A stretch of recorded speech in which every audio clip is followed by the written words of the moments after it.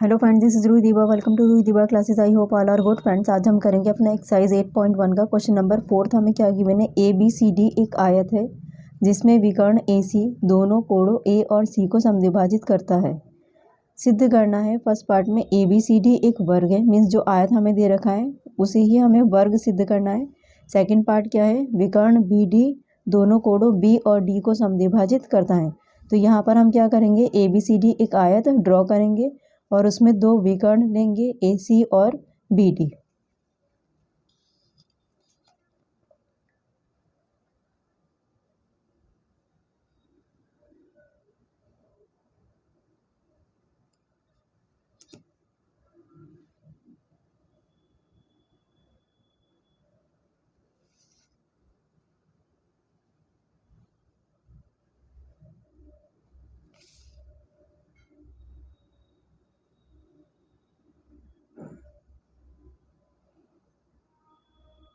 इसे हम नाम देंगे ए बी सी डी।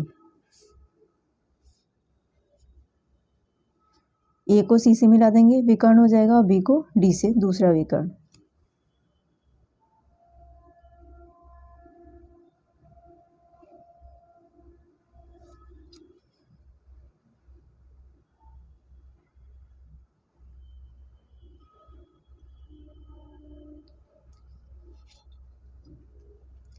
सबसे पहले हम अपना कौन सा ट्रायंगल लेंगे, वो ट्रायंगल लेंगे जो विकर्ण ए सी पर बना है। इससे पहले हम हेडिंग डालेंगे दिया है। दिया है में हम क्या लिखेंगे, ए बी सी डी एक आयत है। ए बी सी डी एक आयत है जिसमें आयत में समभुजाएं आपस में कैसी होती है, बराबर होती हैं। A B equal to C D, A B equal to C D और A D equal to B C. इसे कहेंगे हम इक्वेशन नंबर 1। आयत का प्रत्येक कोण क्या होता है, समकोण होता है। यह हम प्रमेय में सिद्ध कर चुके हैं। तो यहाँ हम लिखेंगे आयत का प्रत्येक कोण समकोण होता है। प्रत्येक कोण समकोण होता है। तो angle A equal to angle B equal to angle C equal to angle D. हर एक एंगल कितना हो जाएगा, 90 डिग्री। और क्या दिया है कि ए सी दो ए और सी दोनों कोणों को समद्विभाजित करता है। तो यहाँ पर हम इन्हें नंबरिंग देंगे। दोनों कोण समद्विभाजित हो रहे हैं, तो ये एंगल 1, ये रहा हमारा एंगल 2, इसे कहेंगे हम एंगल 4, और ये रहा हमारा एंगल 3। नंबरिंग के थ्रू दिया है। और ये दोनों ही किस विकर्ण पर है, ए सी पर। तो यहाँ एक चीज़ और लिखेंगे हम, एंगल 1 इक्वल टू एंगल 2 और एंगल 3 इक्वल टू एंगल 4, क्योंकि ए सी क्या कर रहा है, एंगल ए और एंगल सी को समद्विभाजित कर रहा है, दो इक्वल पार्ट्स में डिवाइड कर रहा है। एंगल 1 इक्वल टू एंगल 2 ये हमें दिया है, and angle 3 equal to angle 4 ये हमें दे रखा है। नेक्स्ट हेडिंग डालेंगे हम, सिद्ध करना है।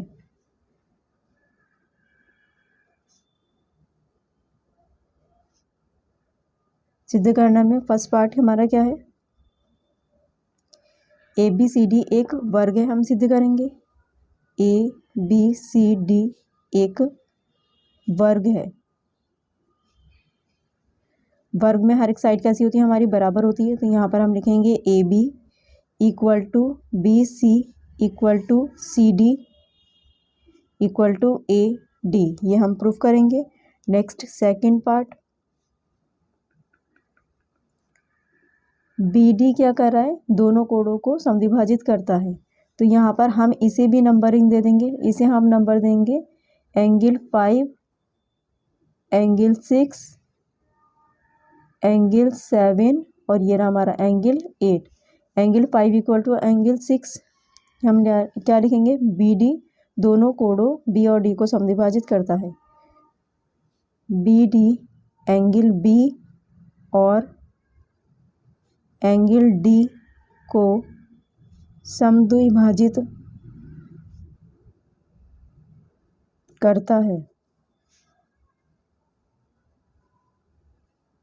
तो यहाँ हम लिखेंगे एंगल 5 इक्वल टू एंगल 6 हम प्रूफ करेंगे, एंगल 7 इक्वल टू एंगल 8 हम प्रूफ करेंगे। नेक्स्ट हेडिंग डालेंगे हम सॉल्यूशन। सॉल्यूशन हम अपना फर्स्ट पार्ट का करेंगे। तो फर्स्ट पार्ट में वो त्रिभुज लेंगे जो विकर्ण AC से बने हैं। तो विकर्ण AC पर हमारे दो त्रिभुज कौन से, ABC और ADC। तो यहाँ हम लिखेंगे त्रिभुज ABC व त्रिभुज ADC में इन दोनों त्रिभुज को हम सर्वांग सिद्ध करेंगे। तो सर्वांग सिद्ध करने के लिए सबसे पहले एंगल 1 इक्वल टू एंगल 4 के है, एकांतर कोण है। एंगल 1 इक्वल टू एंगल 4 सामने लिख देंगे हम एकांतर कोण है, और एकांतर कोण आपस में बराबर होते हैं। Next angle 2 equal to angle 3, ये भी है हमारे एकांतर कोण है, एकांतर कोण बराबर हो गए। और AC विकर्ण जो है वो दोनों त्रिभुज की साइड है, कॉमन है। तो हम यहाँ लिखेंगे AC इक्वल टू AC, उभयनिष्ठ है।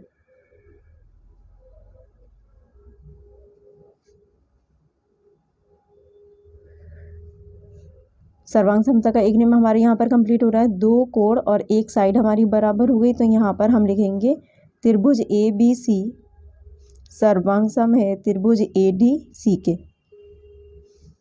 कौन सी सर्वांग समता से, एंगल साइड एंगल ASA सर्वांग समता से।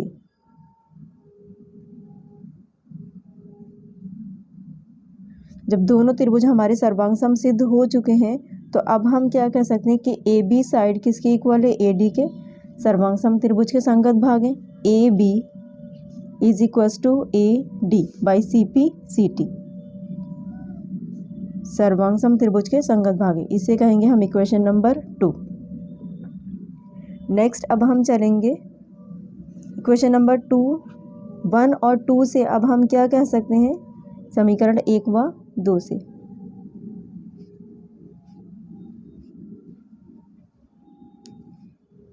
इक्वेशन नंबर 1 में AB किसके बराबर है, AD के, और यही हम निकाल कर लेकर आए हैं प्रूफ कर कर। AB equal to AD means left side equal हो गई तो राइट साइड भी क्या हो जाएगी, बराबर ही हो जाएगी। और यही हमें फर्स्ट पार्ट में सिद्ध करना था। तो यहाँ पर हम लिखेंगे AB इक्वल टू किसके बराबर है, AD के, इक्वेशन नंबर 2 से। तो चारों साइडें हमारी क्या हो गई, बराबर हो गई। AB equal to BC equal to CD equal to AD, left side बराबर, राइट साइड भी क्या होंगे, आपस में बराबर ही होंगी। अतः आयत ABCD एक वर्ग है क्योंकि चारों साइडें बराबर हो चुकी हैं। नेक्स्ट करेंगे अब हम अपना सेकंड पार्ट। तो सेकंड पार्ट में वो त्रिभुज लेंगे जो विकर्ण BD पर बने हैं। तो BD विकर्ण पर एक त्रिभुज है हमारा ABD और दूसरा है BCD।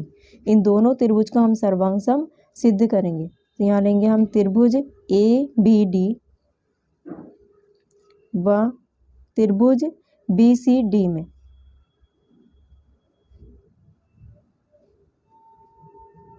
इन दोनों त्रिभुज को सर्वांग सम सिद्ध करेंगे। तो एंगल 5 इक्वल टू एंगल 8 दोनों ही एकांतर कोण है।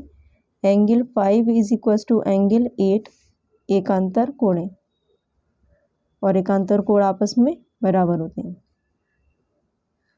एंगल 6 इक्वल टू एंगल 7 एकांतर कोण है, एकांतर कोण बराबर हो गए। और BD क्या है, इन दोनों त्रिभुज की कॉमन साइड है। तो BD इक्वल टू BD हम लिखेंगे, BD इक्वल टू BD उभयनिष्ठ है।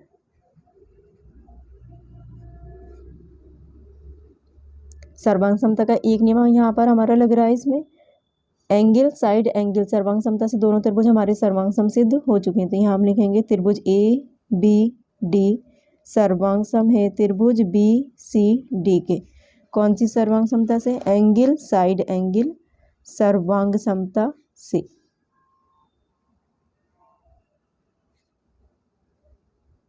जब दोनों त्रिभुज हमारे सर्वांग सम सिद्ध हो चुके हैं तो अब हम क्या कह सकते हैं कि एंगल 5 इक्वल टू एंगल 6 और एंगल 7 इक्वल टू एंगल 8 सर्वांग त्रिभुज के संगत भाग हैं। Angle 5 is equals to angle 6, angle 7 is equals to angle 8 by CP/CT। यहाँ भी लिखेंगे CP/CT से दोनों एंगल हमने इक्वल कर दिए, इन दोनों को कहेंगे हम इक्वेशन नंबर 3। ये इक्वेशन नंबर 3 हमारी आ चुकी है। एकांतर कोण बराबर हो गए, तो समीकरण 3 से अब हम क्या कह सकते हैं कि BD क्या कर रहा है, BD एंगल B और D दोनों को समद्विभाजित करता है। तो यहाँ हम लिखेंगे समीकरण 3 से BD एंगल B और एंगल D दोनों को समद्विभाजित करता है।